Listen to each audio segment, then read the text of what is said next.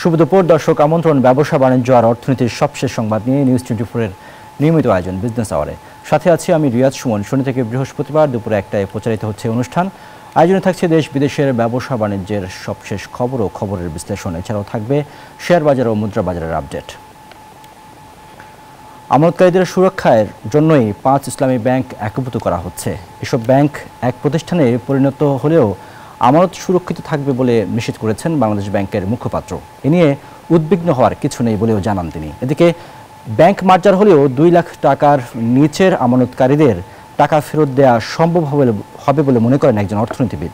তবে কর্পোরেট আমানতকারীদের শেয়ার দেওয়ার পরামর্শ দেন তারা। দুর্নীতি, ঋণখেলাপি এবং লুটপাট সহ নানা সংকটে বিগত সরকারের আমলে খাদের কিনারায় পড়ে এক্সিম গ্লোবাল, SIBL, ইউনিয়ন এবং ফার্স্ট সিকিউরিটি সহ দেশের 5টি শরিয়া ভিত্তিক ইসলামী ব্যাংক। তারল্য সংকট সহ নানা সমস্যায় জর্জরিত এসব ব্যাংকগুলোকে এবার একীভূত করে একটি রাষ্ট্রায়ত্ত ব্যাংক গঠনের পদক্ষেপ নিয়েছে বাংলাদেশ ব্যাংক। শুধু তাই নয়, একীভূত হতে চলা 5 ইসলামী ব্যাংকের আমানতকারীদের সুরক্ষায় একটি পেমেন্ট স্কিম প্রণয়ন করছে কেন্দ্রীয় ব্যাংক। বাংলাদেশ ব্যাংকের তথ্য অনুযায়ী 5টি ব্যাংকের সম্মিলিত আমানত 1.52 লাখ কোটি টাকা, যার বিপরীতে তাদের প্রদত্ত ঋণ ছাড়িয়েছে 2 লাখ কোটি টাকা। আমানতের মধ্যে প্রায় 1/3 ব্যক্তি আমানতকারীদের, বাকি অংশ প্রাতিষ্ঠানিক আমানতকারীর। আমানতকারীদের সর্বোচ্চ অগ্রাধিকার দেওয়া হবে বলে জানান কেন্দ্রীয় ব্যাংকের মুখপাত্র। মার্জ হোক আর যাই হোক, তার জন্য তারা যাতে তাদের আমানত নিয়ে উদ্বিগ্ন না থাকে। সরকারের কাছে যেহেতু এই ব্যাংকটির সাময়িকভাবে মালিকানা সরকারের হাতে চলে আসবে, অতএব সরকারের কাছে তাদের আমানত সুরক্ষিত থাকবে, এই ব্যাপারে তাদেরকে আশ্বস্ত করতে চাই। বাংলাদেশ ব্যাংকের মুখপাত্র জানান, সবশেষ সিদ্ধান্ত অনুযায়ী প্রশাসক বসানো হবে এসব ব্যাংকে। এ নিয়ে কাজ করছে কেন্দ্রীয় ব্যাংক। প্রশাসক টিমটা গঠনের ব্যাপারে কাজ করে যাচ্ছে, যে কয় সদস্যের টিম হবে, কার নেতৃত্বে বা কোন পদের ব্যক্তি এবং সেই পদের কোন ব্যক্তির নেতৃত্বে টিমগুলো হবে, কাকে কোন ব্যাংকে দেওয়া হবে এবং তার স্পেসিফিক টটটা কি হবে, এইগুলো নিয়ে চুলচেরা বিশ্লেষণ করা হচ্ছে। লুটপাটের শিকার এসব ব্যাংকগুলো এভাবে চলতে পারে না, তাই একীভূত হওয়া প্রয়োজন বলে মনে করেন অর্থনীতিবিদরা। আমানতকারীদের অর্থ ফেরতের দিক নির্দেশনাও দেন তারা। BCCI ব্যাংক বন্ধ হয়ে তারপর EBL, আমরা যেটা আজকের খুব সফল এবং বড় ব্যাংক ইস্টার্ন ব্যাংক, সেখানেও কিন্তু এই যে ইনস্টিটিউশনাল ডিপোজিটারদের ডিপোজিটটা শেয়ারে কনভার্ট হয়েছিল এবং আলটিমেটলি ইট ওয়ার্ক ওয়েল। তো সেই ধরনের অনেক পন্থা আছে, সেটা দিয়ে ডিপোজিটারদের স্বার্থ সুরক্ষা করা যাবে। সঠিক ব্যবস্থাপনা নিশ্চিত করতে প্রশাসকদের শরিয়া ভিত্তিক ফাইন্যান্সের বিষয়ে দক্ষ হতে হবে বলে মনে করেন বিশেষজ্ঞরা। রিয়াজ সুমন, নিউজ 24, ঢাকা। দর্শক, 5 ব্যাংকের যে গ্রাহক আমানতকারী, তাদের মধ্যে একটি শঙ্কা কাজ করছে। আসলে এই ব্যাংক একীভূত হলে তাদের আমানতের কি হবে, তাদের ভবিষ্যৎ কি হবে, বা এই ব্যাংকের সাথে যারা জড়িত আছেন তাদের মধ্যে একটা শঙ্কা কাজ করছে। তাদের কর্মসংস্থান, ভবিষ্যৎ সব কিছু মিলে আসলে এই 5 ব্যাংক একীভূত হলে কার লাভ, কার লোকসান, এই বিষয়টি নিয়ে আমরা আলোচনা করতে চাই এবং এটি আসলে কতটা গুরুত্বপূর্ণ হবে বা কতটা কাজে আসবে এই একীভূত হলে, এই বিষয়টি নিয়ে আমরা আলোচনা করতে চাই। আমাদের সাথে আলোচনায় যুক্ত হবেন ঢাকা বিশ্ববিদ্যালয়ের অধ্যাপক এবং অর্থনীতিবিদ ডক্টর এম আবু ইউসুফ। আবু ইউসুফ, আপনি নিশ্চয়ই আমাকে শুনতে পাচ্ছেন। আপনার কাছে প্রশ্ন করতে চাই যে এই যে আপনি দেখছেন যে এই যে 5টি ব্যাংক একীভূতকরণের যে উদ্যোগ নিয়েছে সরকার, এই ব্যাংকের গ্রাহকরা আমরা দীর্ঘ সময় ধরে দেখছি যে তারা আসলে তাদের আমানত তোলার জন্য আসলে ব্যস্ত সময় পার করছেন, শাখায় শাখায় দৌড়াচ্ছেন, ঘুরছেন, কিন্তু টাকা তুলতে পারছেন না। এমন একটা বাস্তবতায় সরকার যখন এটাকে একীভূতকরণের একটা সিদ্ধান্ত নিল, সেই জায়গাটাতে এসে প্রশ্ন করতে চাই আপনার কাছে যে এটি আসলে করলে কতটা সুরক্ষিত হবে। যদিও বাংলাদেশ ব্যাংকের মুখপাত্র আপনি দেখেছেন রিপোর্টেই বলেছেন যে আমানতকারীরা সুরক্ষিত থাকবে এবং তাদেরকে সুরক্ষা দেওয়ার জন্যই এই ব্যাংক একীভূতকরণ করা হচ্ছে। এই বিষয়ে আপনি কি বলবেন?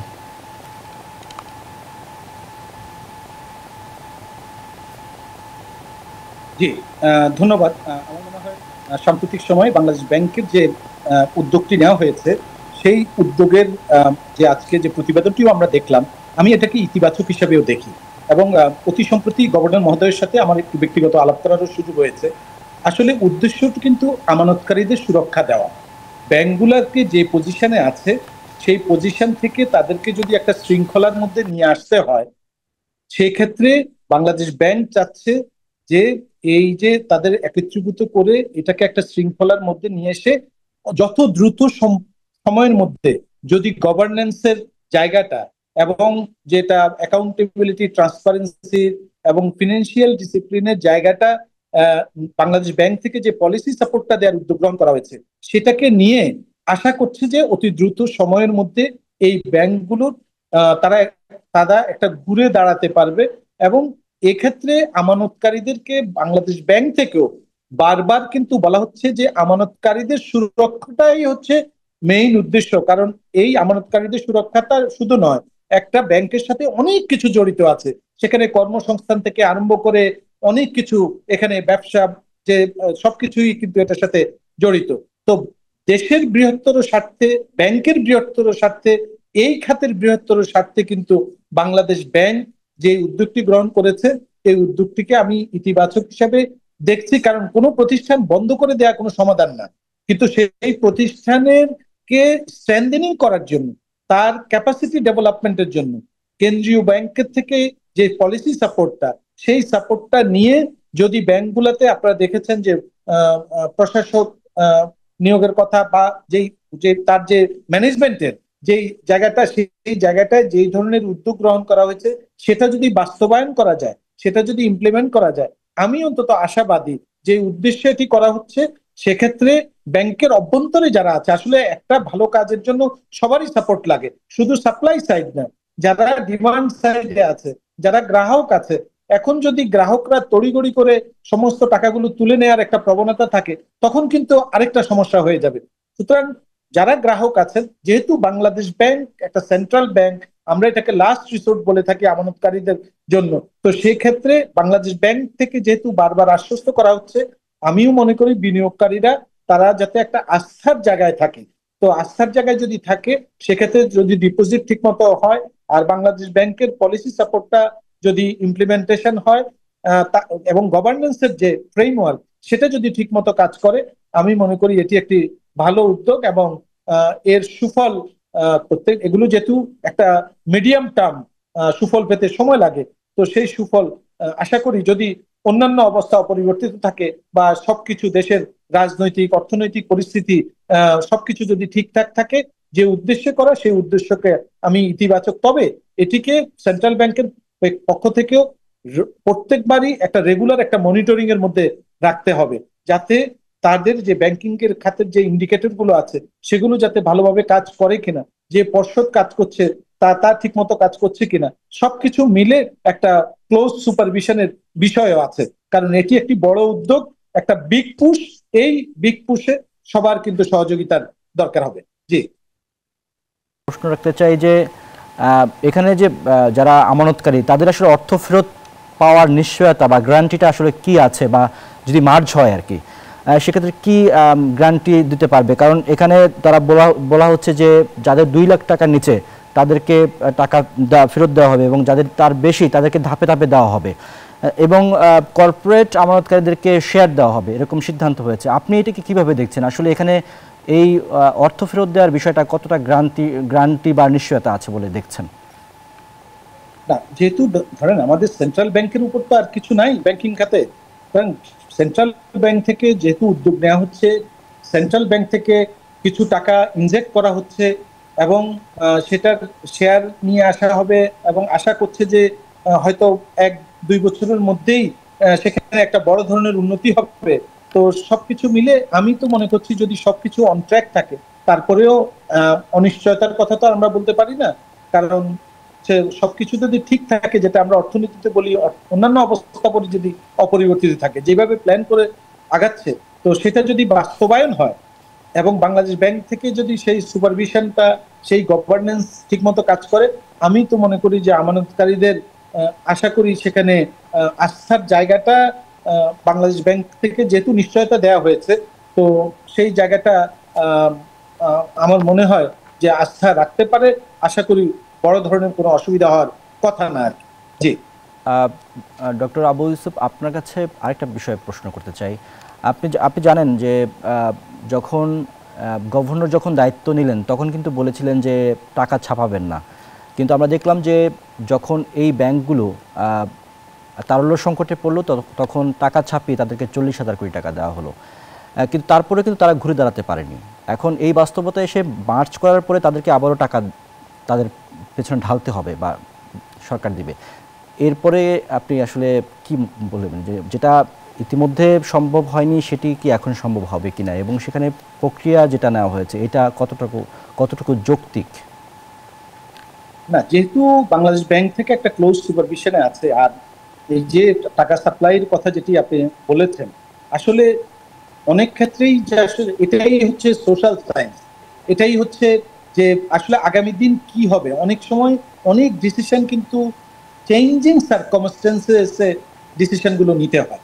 তো এই জন্যই কোনো কিছুই আসলে গ্যারান্টেড না, যে কোনো কিছু করা হবে না এরকম করে আসলে বলা যায় না। পরিস্থিতির কারণে চেষ্টা করা যে আসলে একটা রুগ্ন প্রতিষ্ঠানকে সেটাকে ঠিক করে আনা যায় কিনা, সেটাকে স্ট্রেংথেনিং করা যায় কিনা।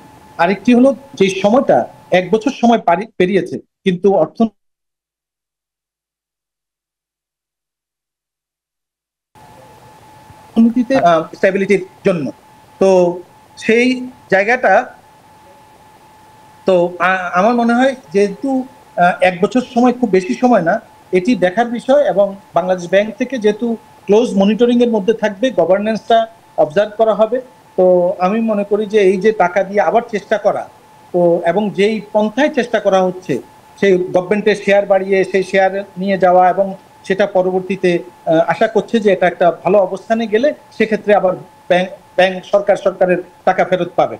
তো যেই নিশ্চয়ই বাংলাদেশ ব্যাংক তারা একটা হোমওয়ার্ক করেছে, তারা একটা হোমওয়ার্ক করে এই পর্যায়ে এসছে। তো আমি তো আশাবাদী যে বর্তমান যিনি গভর্নর আছেন উনি একজন ভালো মানের অর্থনীতিবিদ, এবং এই আপনি দেখবেন অন্তর্বর্তীকালীন সরকার ক্ষমতায় আসার পরে যেই খাতটায় সবচেয়ে বেশি আমরা যে ভিজিবল অগ্রগতি হয়েছে সেটি কিন্তু আসলে এই ব্যাংকিং খাতে। তো আমি আশাবাদী যে আশা করছি যে যেইভাবে এগুচ্ছে আমরা চেষ্টা করতে তো অসুবিধা নেই, সেই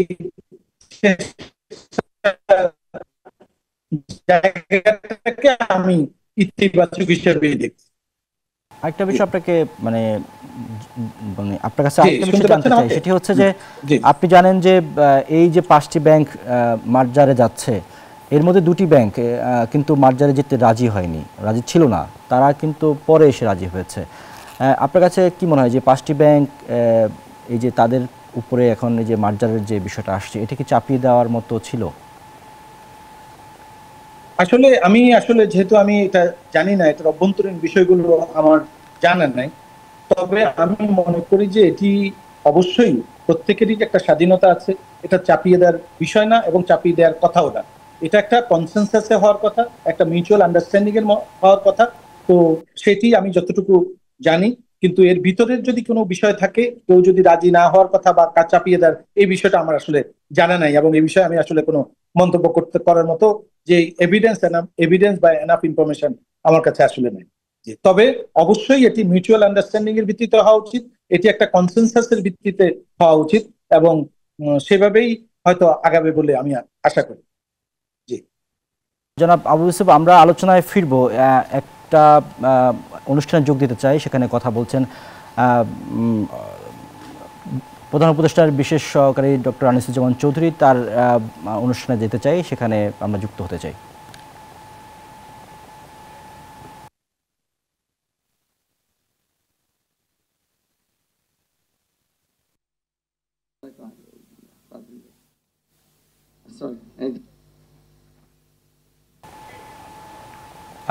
জনাব আবু ইউসুফ, আমরা আবারও আলোচনায় ফিরতে চাই। যে বিষয়টি নিয়ে আপনার কাছে জানার ছিল সেটি হচ্ছে যে আপনি মাঝঝাড়ের কথা বলছিলাম, সেখানে আরেকটা বিষয় আছে যে এখানে তো 3টি বিষয় জড়িত। একদিকে এখানে আমানতকারী আছে, এখানে আপনার ব্যাংকের শেয়ার হোল্ডাররা আছে, আবার অন্যদিকে হচ্ছে যারা কর্মকর্তা কর্মচারী, এই সব মিলিত এই জায়গাটাতে আছে। সেখানে আমরা দেখতে পাচ্ছি যে একই স্থানে এই যে 5টি ব্যাংকের 5টি শাখা আছে। এখন এই যদি মার্জ হয় সেক্ষেত্রে এই শাখাগুলোর কি হবে? সেক্ষেত্রে দেখা গেছে যে এগুলোকে যদি উঠিয়ে দেওয়া হয় সেক্ষেত্রে কর্মসংস্থান বা যেসব কর্মকর্তা এখানে কাজ করছেন তাদের ভবিষ্যৎ কি দেখছেন? না, তবে আমরা তো আশা করছি যে অন্তত কর্মসংস্থানের উপরে যাতে কোনো নেতিবাচক প্রভাব না পড়ে। এটারও যখন কোনো একটা মার্জারে যাওয়া হয় তখন কিন্তু এই বিষয়গুলো সবার আগে আসে, কর্মসংস্থানের বিষয়টি আসে। যেহেতু 5টি ব্যাংক যদি একীভূত হয়, একই জায়গায় যদি ব্রাঞ্চগুলো থাকে, সেটাকে কিভাবে সমন্বয় করা হবে। তো আশা করছি যে এই যে আপনার যে প্রশ্নগুলো, আমি আশা করব কেন্দ্রীয় ব্যাংকের পক্ষ থেকে এই বিষয়গুলো যাতে সুরাহা করা হয় এবং এখানে যাতে ক্লিয়ার করা হয়, যাতে যারা সেই ব্যাংকগুলোতে কাজ করছেন, যারা সেই ব্যাংকগুলোর সাথে জড়িত আছেন, তাদের মধ্যে যাতে কোনো ধরনের কনফিউশন না থাকে, কোনো ধরনের প্রশ্নের বিষয়গুলো থাকে। আসলে এই বিষয়ে বাংলাদেশ ব্যাংকই আসলে ভালো উত্তর দিতে পারে। আমি যেহেতু অর্থনীতি নিয়ে কাজ করি বা উন্নয়ন নিয়ে কাজ করি, আমি আশা করব যাতে কর্মসংস্থানের উপর যাতে এই নেতিবাচক প্রভাব না পড়ে এবং তারা ইন্ডিভিজুয়ালি যেভাবে ছিলেন, কিন্তু তারা যখন এই 5টি ব্যাংক একত্রিত হবে তখন যাতে এটার সমন্বিত যে শক্তি, সেই শক্তিটা যাতে আরো বাড়ে, যাতে না কমে। তো সেটি কর্মসংস্থান যেহেতু একটি ইম্পর্টেন্ট একটি বিষয়, এই বিষয়টি নিশ্চয়ই যে সেন্ট্রাল ব্যাংক বা যেই যারা এই নিয়ে কাজ করছেন তারা এই বিষয়টা নিশ্চয়ই দেখবেন এবং এই বিষয়টা যাতে যারা সেখানে কাজ করছেন তাদেরকে যাতে আশ্বস্ত করা হয় এবং তাদেরকে কিভাবে সমন্বয় করা হবে সেই জিনিসটাও যাতে সেখানে ক্লিয়ার করা হয়। সেটি করলে আমার মনে হয় এখানে আর কোনো কনফিউশনের কোনো সুযোগ থাকবে না। ডক্টর ইউসুফ, আপনি আপনার আলোচনার শুরু থেকে বলছিলেন যে মানুষ যাতে টাকা তুলতে তাড়াহুড়ো না করে বা হচ্ছে মানুষের মধ্যে একটা প্যানিক সৃষ্টি না হয়, এরকম একটা কথা বলছিলেন। আর সেই জায়গাতে আপনাকে প্রশ্ন রাখতে চাই, এই যে যদি মার্জ হয় তাহলে মানুষের মধ্যে সেই আস্থাটা ফিরবে কিনা, মানে সেক্ষেত্রে আসলে কি ভূমিকা থাকবে বা কি করা উচিত? যেহেতু বাংলাদেশ ব্যাংক থেকে বলা হয়েছে একটা বড় অঙ্কের টাকা সেখানে ইনজেক্ট করা হবে, তো সেই জন্য তো মানে আসলে বারবারই যেহেতু বলছি একই, যে এই যে দেয়ার যে টাকাটা সেখানে দেয়া হবে, সেই টাকাটা তো আসলে দেয়া হচ্ছে যাতে আমানতকারীদের যে সেই ব্যাংকগুলোতে যাতে কোনো ধরনের লিকুইডিটি ক্রাইসিস না থাকে, যাতে এই যে টাকাটা দৈনন্দিন অথবা গ্রাহকদের যে চাহিদা থাকে সেই চাহিদা যাতে মেটাতে পারে। তো সেইটাকে মাথায় রেখেই কিন্তু আসলে এই লিকুইডিটি ক্রাইসিসটা যাতে না হয় সেজন্যই কিন্তু বাংলাদেশ ব্যাংক থেকে এই উদ্যোগটা নেওয়া হয়েছে। তো ডেফিনেটলি গ্রাহকরা সেই বিষয়টা দেখবেন। আমার মনে হয় যে এটি যখন শুরু হয় কিছুদিন আসলে অবজার্ভ করার একটি বিষয় আছে এবং এটার যে প্রজ এন্ড কনস এই সবগুলো বিষয় কিন্তু আসলে আলাপ আলোচনা করা দরকার।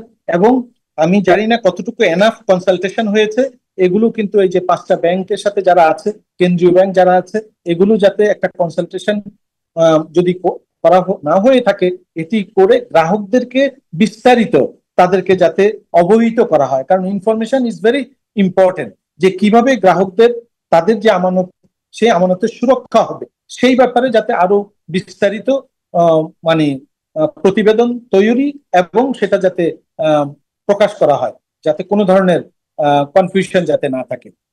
জি, একটি বিষয়ে আপনাকে প্রশ্ন করতে চাই যে যাদের কারণে এই ব্যাংকগুলো এরকম একটি সংকটে পড়লো, ঋণ খেলাপি বলেন, অর্থ লুট বলেন, এই বিষয়গুলো যাদের কারণে হয়েছে বা যারা এটার জন্য দায়ী তাদেরকে মানে তাদের বিচারের ব্যবস্থা করা, সেটি কি করতে পারছে বা কেন হচ্ছে না বলে মনে করেন?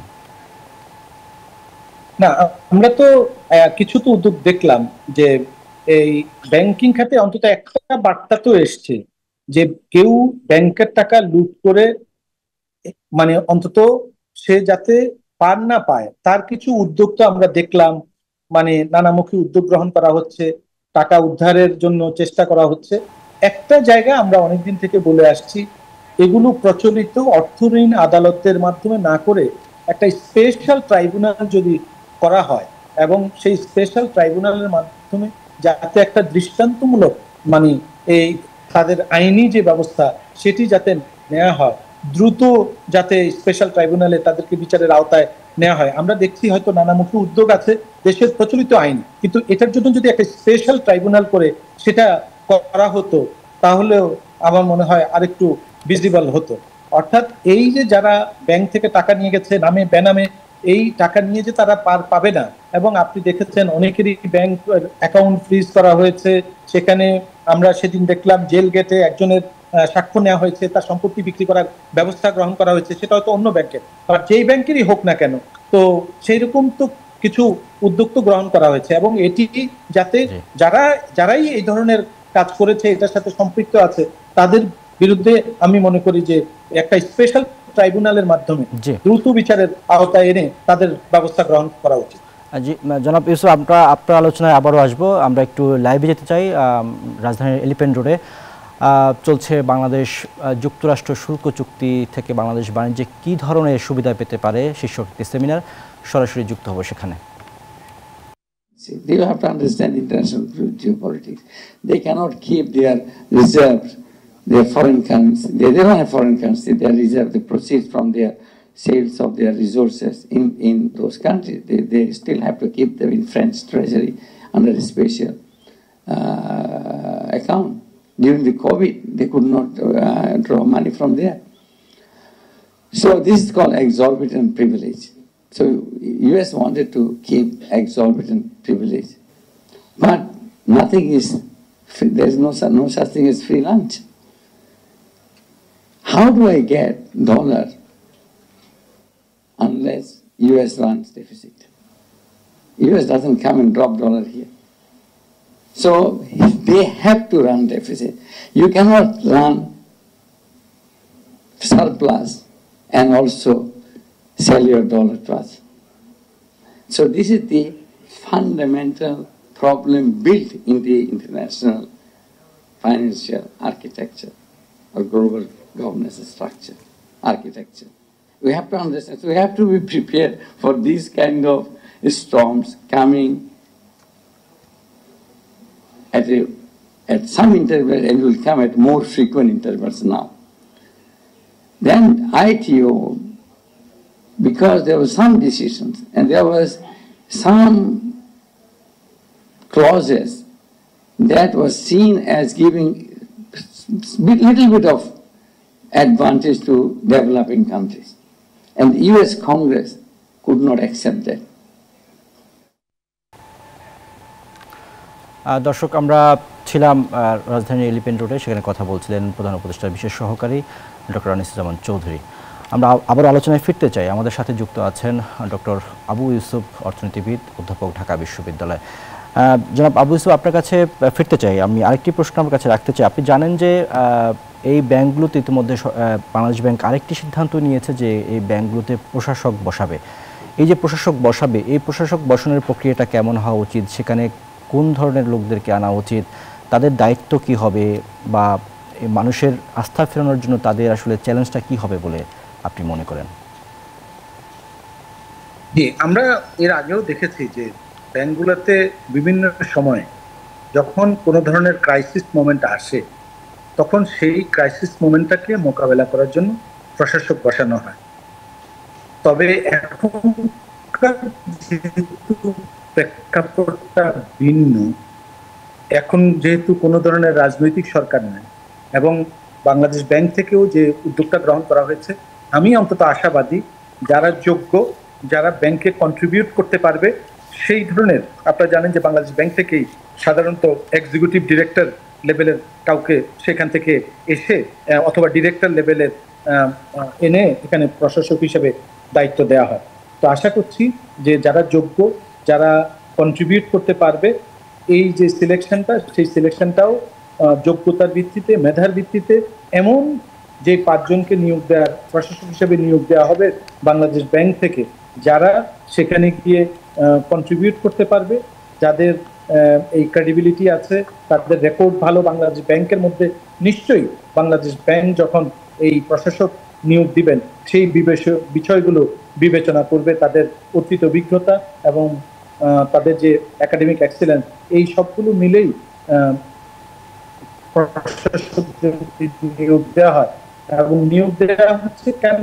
নিয়োগ দেওয়া হচ্ছে যাতে ওই প্রতিষ্ঠানের যে গভর্নেন্স, সেই গভর্নেন্সটা যাতে ইমপ্রুভ করা হয়। তো সেটি নিশ্চয়ই যে একটা স্টেটের অবজেক্টিভ আছে এই প্রশাসক নিয়োগ করার ক্ষেত্রে। তো আশা করছি প্রশাসকরা যারাই নিয়োগ পান না কেন, তারা তাদের সততা, নিষ্ঠা এবং তাদের ইন্টিগ্রিটি দিয়ে এই ব্যাংকগুলোকে যে কার্যকর, তাদের যে সক্ষমতা বৃদ্ধি থেকে আরম্ভ করে তাদের যে গভর্নেন্স বা তাদের যে লিকুইডিটি যে ক্রাইসিস বা তাদের এনপিএল কে কমিয়ে আনা থেকে আরম্ভ করে সেই বিষয়ে তারা গুরুত্বপূর্ণ ভূমিকা পালন করতে পারবে। যেহেতু সেন্ট্রাল ব্যাংক থেকে আসবে, সুতরাং তারা জানে যে কিভাবে এই এনপিএলটা কমানোর, কোন জায়গায় কমানো যেতে পারে, সেখানে কিভাবে গ্রাহক এবং ব্যাংকের যে একটা ডায়লগ থাকে, সেই তাদের সাথে রেগুলার একটা ডায়লগ করা, প্লাস হচ্ছে গভর্নেন্সের যে বিষয়টা আছে, যে ম্যানেজমেন্ট আছে ব্যাংকের, যে ম্যানেজমেন্ট, সেই ম্যানেজমেন্টের জায়গাতেও যাতে ম্যানেজমেন্ট যারা যোগ্য বা যারা যেভাবে কাজ করতে পারে তাদের কাকে দিয়ে কাজ করানো যাবে, তো সেইগুলো দিয়ে যদি সঠিক মেধা এবং মনোনিবেশ করা হয়, আশা করছি যে সংশ্লিষ্ট প্রতিষ্ঠানগুলো তাদের যে গভর্নেন্স স্ট্রাকচার এবং মেইন জায়গার যেটা, আরেকটা প্রশ্ন আপনার কাছে রাখতে চাই। আরেকটা প্রশ্ন হচ্ছে যে যারা দায়িত্বে আসবে তাদের জবাবদিহিতার জায়গাটা কতটা মানে প্রয়োজন বলে মনে করেন, যাতে করে এরকম ঘটনা আর ভবিষ্যতে না হয়, সেই জায়গাটা যদি আপনার পরামর্শটা যুক্ত করতেন। না, অবশ্যই, যেহেতু ওনারা যারা আসবেন তারা সেন্ট্রাল ব্যাংক থেকে আসবেন, তো সেন্ট্রাল ব্যাংক থেকে আসবেন তারা তো অলরেডি সেন্ট্রাল ব্যাংকের কর্মকর্তা, এবং সেন্ট্রাল ব্যাংকে আমি যেটি বলেছিলাম যাদের সুনাম আছে, যারা বিভিন্ন জায়গায় নিশ্চয়ই কাজ করেছেন, বিভিন্ন বিভাগে যারা নেতৃত্ব দিয়েছেন, এই ধরনের যাদের ট্র্যাক রেকর্ড ভালো, এবং অবশ্যই তাদেরকেও আবার তারা তো আর বাইরে না, তারাও কিন্তু বাংলাদেশ ব্যাংকের সুপারভিশনের মধ্যে থাকবেন। তারা যে কি ধরনের কাজ করছেন, তাদের কাজের অগ্রগতিগুলো তো বাংলাদেশ ব্যাংকে নিয়মিত দিতে হয়। তো সেটি তাদের যে সুপারভিশন করা, তাদের যে মনিটরিং এর বিষয়টা, তো সেটিও আসলে বাংলাদেশ ব্যাংক বিবেচনায় দেখবে। আর এখন তো আসলে এত যে আপনি দেখবেন যে যেহেতু মিডিয়া, সিভিল সোসাইটি সবকিছু মিলে এখন আসলে কে কি কাজ করছে সবকিছুই আসলে এখানে লুকানোর আসলে কোনো একটা সুযোগ নাই। তো আর কে সৎ ব্যক্তি, কে, এগুলো কিন্তু আসলে এখন মোটামুটি ট্র্যাক রেকর্ড সবারই কিন্তু আসলে বের করা সবাই মোটামুটি, এখন আমরা যেটা বলি সবাই কিন্তু ক্যামেরার মধ্যেই থাকে, সিসিটিভির মধ্যেই থাকে।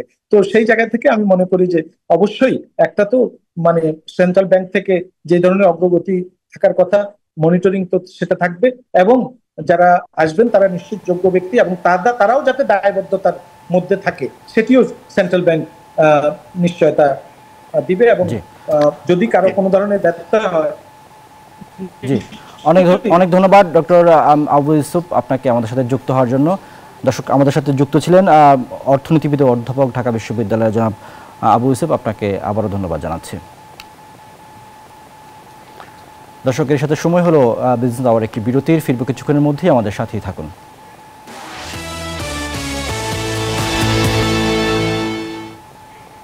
বিরতির পর আবারও আমন্ত্রণ বিজনেস আওয়ারে।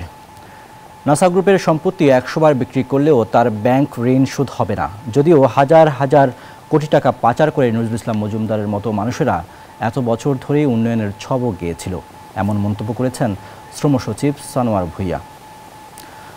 সকালে রাজধানীর একটি হোটেলে আয়োজিত এক সেমিনারে এসব কথা বলেন তিনি। শ্রম সচিব বলেন, উন্নয়নের মিথ্যা বয়ান দেয়া হয়েছিল। তার মতে 2-4টা ব্রিজ আর অবকাঠামো নির্মাণই উন্নয়ন নয়। উন্নয়ন হলো সার্বিক উন্নয়ন, সব খাতের উন্নয়ন। টেকসই উন্নয়ন চ্যালেঞ্জ উল্লেখ করে শ্রম সচিব বলেন, জলবায়ু পরিবর্তনে কৃষি উৎপাদন কমে যাচ্ছে, ফলে কৃষি শ্রমিক, শিল্প শ্রমিকের দিকে ঝুঁকছে, শহরে মানুষের চাপ বাড়ছে। হাজার হাজার কোটি টাকা দেশ থেকে পাচার করে নিয়ে গেছেন। উনি যত টাকা ঋণ নিয়েছেন তার চেয়ে 3 গুণ 4 গুণ বেশি আউটস্ট্যান্ডিং তার। তিনি যত টাকা ঋণ নিয়েছেন তার চেয়ে 10 গুণ কম, 20 গুণ কম, 100 গুণ কম কোলাটেরাল তিনি ব্যাংকের কাছে রেখেছেন। ওনার সমস্ত সম্পত্তি যদি বিক্রি করে দেওয়া হয়, 100 বার যদি বিক্রি করে দেওয়া হয়, সেই লোন পরিশোধ হবে না। তো এই ধরনের দুর্বৃত্তপনার মধ্য দিয়ে যারা এই আপনার কি বলবো উন্নয়নের বয়ান তৈরি করেছিলেন, তারা এক ধরনের ইমব্যালেন্স তৈরি করেছেন আমাদের জন্য। বাংলাদেশ এই মুহূর্তে উন্নয়নশীল দেশে উত্তরণের উপযুক্ত নয়। অপরিণত অবস্থায় এই গ্র্যাজুয়েশন হলে দেশের সব অর্জন বিফলে যাবে। তাই এলডিসি উত্তরণ প্রক্রিয়া অন্তত 3 থেকে 5 বছর পিছিয়ে দেওয়া প্রয়োজন বলে মনে করেন বিশেষজ্ঞরা। বুধবার সকালে রাজধানীতে এক অনুষ্ঠানে বক্তারা বলেন, স্বল্পোন্নত দেশ থেকে উত্তরণের আসন্ন প্রেক্ষাপটে বাংলাদেশ পর্যাপ্ত প্রভাব মূল্যায়ন না করে এবং জনসাধারণ সহ নানা গুরুত্বপূর্ণ অংশীজনের পরামর্শ ছাড়াই তাড়াহুড়ো চলছে এই এলডিসি গ্র্যাজুয়েশনের প্রক্রিয়া। দেশে পর্যাপ্ত জনসম্পদ থাকলেও সঠিক বাজার ব্যবস্থাপনা, বাজার নিয়ন্ত্রণ, গবেষণা খাতে সংকীর্ণতা, রাজনৈতিক হস্তক্ষেপ বিশ্ব বাজার ব্যবস্থাপনার প্রতিক্রিয়া না বোঝায় দেশীয় শিল্প বিকাশ ও উৎপাদন বহুমুখী হতে পারেনি বলেও মন্তব্য করেন বক্তারা।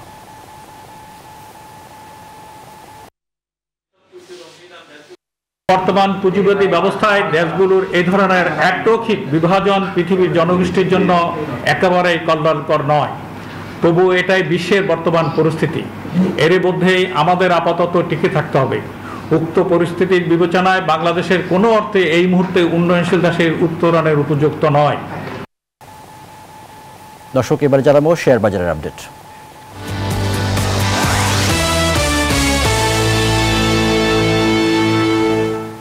শেয়ার বাজারের সবশেষ অবস্থা দেখে নিতে চাই ঢাকা স্টক এক্সচেঞ্জের ওয়েবসাইট থেকে। এই মুহূর্তে আমরা দেখতে চাই কি অবস্থা রয়েছে। আমরা দেখতে পাচ্ছি প্রধান 3টি সূচকে এই মুহূর্তে ঊর্ধ্বমুখী রয়েছে।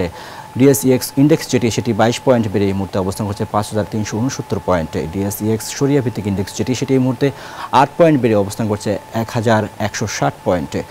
একই সাথে আমরা দেখতে পাচ্ছি ডিএস30 ইন্ডেক্স সেটি 9 পয়েন্ট বেড়ে এই মুহূর্তে অবস্থান করছে 2081 পয়েন্টে। এখন পর্যন্ত লেনদেন হয়েছে 3,839,000 কোটি টাকা। 254টি কোম্পানির শেয়ারের দর বেড়েছে, কমেছে 77টি কোম্পানির শেয়ারের দর এবং অপরিবর্তিত আছে 64টি কোম্পানির শেয়ারের দর। দর্শক, এবার জানাবো মুদ্রাবাজারের আপডেট। মুদ্রাবাজার আমরা দেখে নিতে চাই কি অবস্থায় রয়েছে এই মুহূর্তে। মার্কিন ডলার 122 টাকা ক্রয় হয়ে বিক্রি হচ্ছে 123 টাকায়, ইউরো 137 টাকা ক্রয় বিক্রি হচ্ছে 142 টাকায়, পাউন্ড 157 টাকায় ক্রয় হয়ে বিক্রি হচ্ছে 165 টাকায়, চীনা ইউয়ান 16 টাকায় ক্রয় বিক্রি হচ্ছে 17 টাকা 50 পয়সায়, সৌদি রিয়াল 32 টাকা 50 পয়সায় ক্রয় বিক্রি হচ্ছে 32 টাকা 60 পয়সা এবং ভারতীয় রুপি 1 টাকা 38 পয়সায় ক্রয় হয়ে বিক্রি হচ্ছে 1 টাকা 45 পয়সায়। জানাবো স্বর্ণের দাম।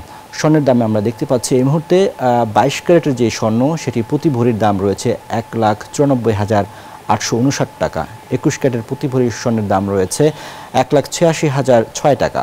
18 ক্যারেটের প্রতি ভরি স্বর্ণের দাম আছে 1,59,424 টাকা এবং সনাতন স্বর্ণের দাম আছে 1,32,351 টাকা। একই সাথে জানাবো রূপার দাম। রূপার দামে আমরা দেখতে পাচ্ছি 22 ক্যারেটের রূপা সেটির দাম প্রতি ভরির দাম রয়েছে মতো 3,475 টাকা। 21 ক্যারেটের প্রতি ভরি রূপার দাম আছে 3,312 টাকা। 18 ক্যারেটের প্রতি ভরি রূপার দাম আছে 2,846 টাকা এবং সনাতন রূপার দাম প্রতি ভরি 2,134 টাকা। দর্শক, এর সাথে সময় হলো আরেকটি বিরতির, ফিরবো কিছুক্ষণের মধ্যেই, আমাদের সাথেই থাকুন।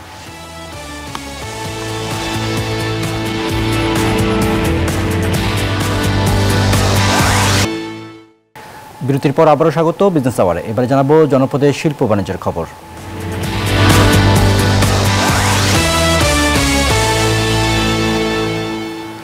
খুলনা সাতক্ষীরা মহাসড়ক যেন এখন মরণ ফাঁদে পরিণত হয়েছে। 0 পয়েন্ট থেকে শুরু করে ডুমুরিয়ার চুকনগর পর্যন্ত প্রায় 30 কিলোমিটার সড়কে সৃষ্টি হয়েছে খানাখন্দ। এতে হতাহতের পাশাপাশি চরম ভোগান্তিতে পড়েছেন স্থানীয়রা। নির্মাণ কাজে ঠিকাদারের বিরুদ্ধে অর্থ লুটপাটের অভিযোগ নাগরিক নেতাদের। মাকসুদ রহমানের পাঠানো তথ্যচিত্রে দেখুন বিস্তারিত। ভাঙা রাস্তা, বড় গর্ত, খানাখন্দ ও কাদা পানিতে খুলনা সাতক্ষীরা মহাসড়ক এখন মরণ ফাঁদ।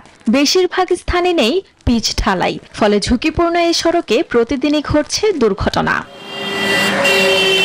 খুলনা চুকনগর সাতক্ষীরা 64 কিলোমিটার মহাসড়কের মধ্যে 0 পয়েন্ট থেকে চুকনগর পর্যন্ত 25 কিলোমিটারের অধিকাংশ স্থানে বড় গর্ত, খানাখন্দে ঝুঁকিপূর্ণ অবস্থা তৈরি হয়েছে। সড়ক বিভাগের উদাসীনতা ও ঠিকাদারি প্রতিষ্ঠান মোজহার এন্টারপ্রাইজের নিম্নমানের নির্মাণ সামগ্রী ব্যবহারকে দায়ী করছেন স্থানীয়রা। আমরা চলাফেরা করতে খুব অসুবিধা হচ্ছে। আমরা চাই এই রাস্তাটা খুব দ্রুত সংস্করণ হোক। রোলার যে ভাইব্রেশনটা, ওই ভাইব্রেশনটা দেয় নাই বিদায় জায়গায় জায়গায় গর্ত হয়ে গেছে বৃষ্টির পানিতে। কত বড় বড় গর্ত হইছে, এইগুলা তো চলার মতো না ভাই। 2020 সালে 150 কোটি টাকা ব্যয়ে সড়কটি নির্মাণের পর পরবর্তী 3 বছরে সংস্কার কাজ করেছে ঠিকাদারি মোছার এন্টারপ্রাইজ। 2024 সালে সড়ক বিভাগ সংস্কার কাজে আরো 1,30 লাখ টাকা ব্যয় করে। এদিকে সড়ক সংস্কারের নামে ব্যাপক লুটপাটের অভিযোগ তুলছেন নাগরিক নেতারা। এখানে খানাখন্দা অবস্থায় পরিণত হয়েছে, পানি জমা হয়ে আছে, এখানে গাড়ি মানুষ চলাচলের কোনো উপযোগী নাই। আমরা বিভিন্ন সময় দাবি জানিয়েছি, কিন্তু সরকার কোনোভাবেই কোনো পদক্ষেপ নিচ্ছে না, সড়ক বিভাগ আমাদের দাবি মানছে না।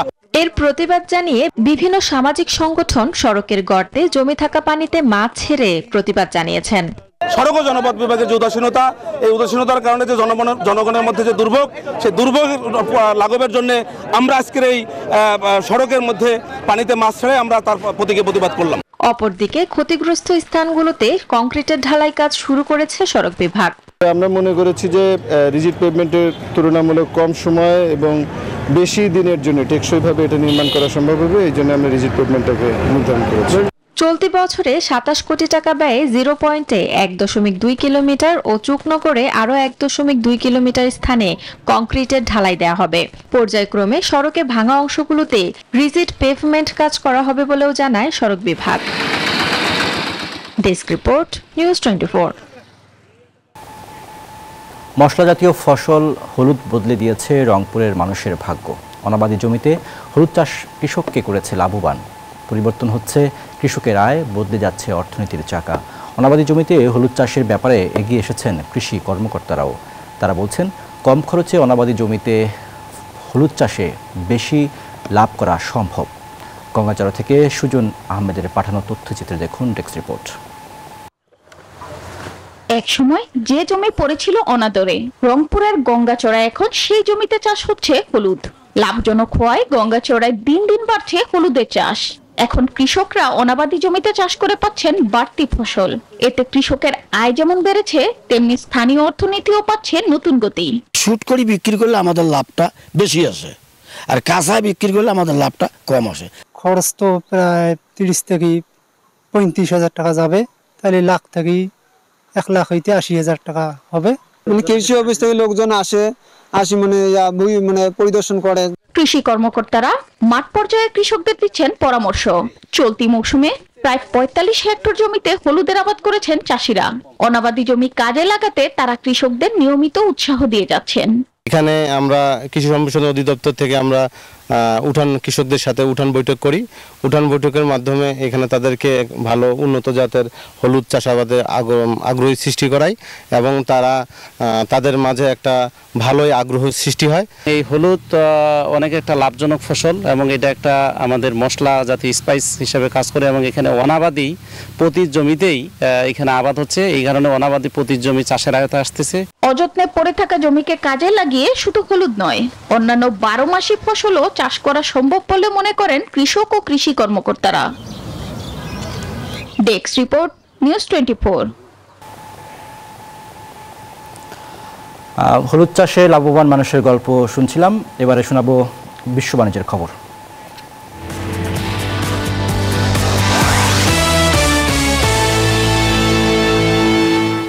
বিশ্বের ধনী দেশগুলোর মধ্যে চলতি বছর ব্রিটেনে মূল্যস্ফীতির হার সর্বোচ্চ থাকবে, এমনটাই পূর্বাভাস দিয়েছে অর্থনৈতিক সহযোগিতা ও উন্নয়ন সংস্থা OECD। সংস্থাটি বলছে, খাদ্যপণ্যের বাড়তি দামের কারণে 2025 সাল জুড়ে মূল্যস্ফীতি 3.5% পৌঁছাতে পারে। শুধু তাই নয়, আগামী বছর দেশের অর্থনৈতিক প্রবৃদ্ধিও কমে আসবে বলে আশঙ্কা প্রকাশ করা হচ্ছে।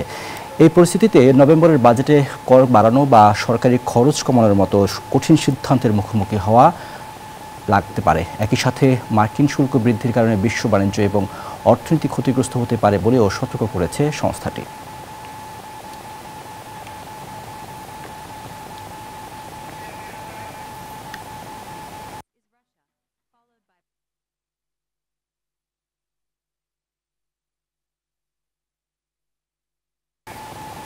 এই ছিল বিজনেস আওয়ারের আজকের আয়োজন। সাথে থাকার জন্য ধন্যবাদ সবাইকে।